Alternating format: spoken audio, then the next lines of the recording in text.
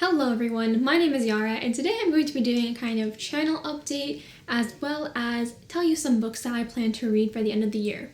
So the fact of the matter is that in about 2.5 months I'm going to be taking my MCAT, which is the medical school admission exam, and 2.5 months might seem like it's a lot of time, but this is kind of the point where people start really grinding and really put all their focus into this test. And for a while I've been trying to balance everything as well as I can, but I have noticed that I need to spend a little bit more time every day doing my MCAT prep. And so that means for these next 2.5 months, I might be on hiatus. The reason why I say might is that I really don't know if I'm going to change my habits in terms of reading, in terms of making videos. I mean, let's be real, I don't post that consistently anyway. But I figured that if I do end up going long stretches of time without making a video or even reading, then this will serve as my explanation why.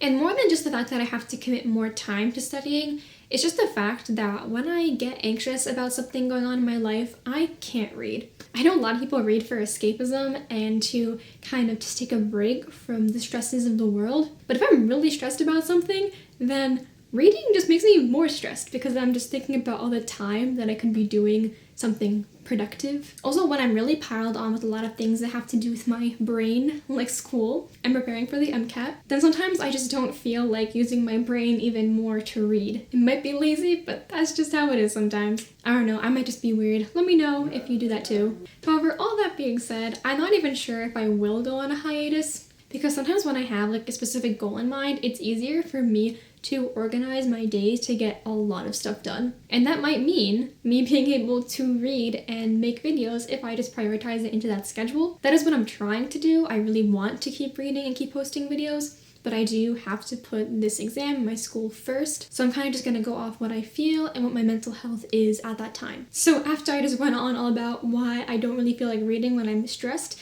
let's talk about some books that I want to read by the end of the year. I don't even know why I keep making these videos. I feel like every time I make a video like this, I never accomplish them. Like just by putting it in a list out there, my mind is just like, nope, don't want to read anymore. But I'm gonna try it nonetheless. So let's start with the book that I'm currently reading, which is Ninth House by Leigh Bardugo. You've probably seen this book everywhere. It is massively popular on BookTube and on the book internet spheres. Or you might recognize Leigh Bardugo's name as the author of Six of Crows and the Grisha trilogy. But this is her adult fantasy novel, and it follows these secret societies at Yale. And we follow this girl named Alex Stern because she has this ability to see ghosts, and she is recruited by the Yale officials team, by the head of the secret society because of that ability. So I have to admit that had this not had Leigh Bardugo's name on it, I probably wouldn't have picked it up. I don't read too much adult fantasy in general, let alone dark fantasy, but because of how popular it was, I really wanted to check it out, and also because I loved Leigh Bardugo's other works. I was really surprised to find out that this book has massively mixed reviews, at least from the people that I follow. I think on Goodreads the reviews is like over 4 stars, but from people I follow, there'll be like a 1 star right next to a 5 star. So I really don't know what I'm gonna end up feeling. About 100 pages in, and I am enjoying it. It's a lot of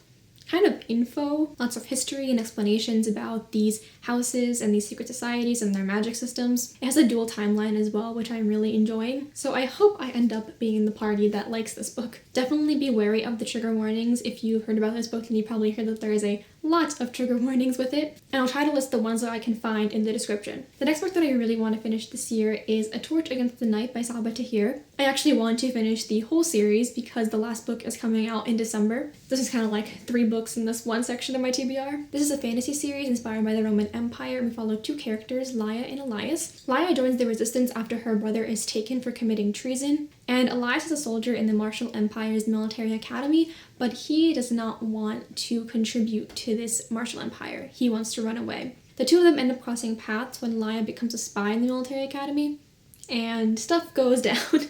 I am very excited to continue with this series. The ending of An Ember in the Ashes was brilliant, so exciting. And one of the things that I really loved about An Ember in the Ashes was how Saba Tahir did not hold back when it came to stakes.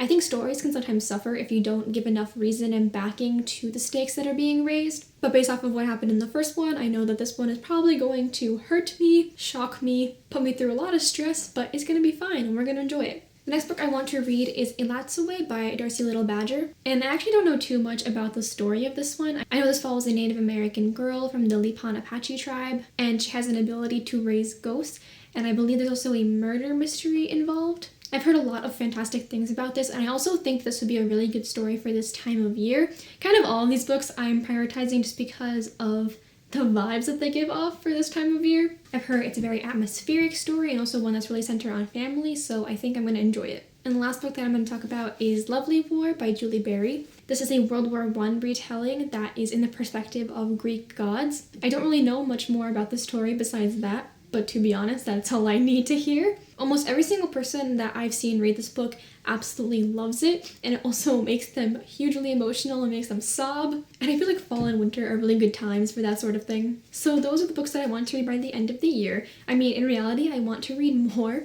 There are a lot of books that I said I was going to read this year that I haven't. Like I said before, how much and if my read is going to depend on the state of my mind, the state of my stress levels and all that. But hopefully it happens. Let me know some books that you want to read by the end of the year, whether that's new releases or backlisted books that you really want to get to. Thank you so much for watching, and I'll see you later. Bye.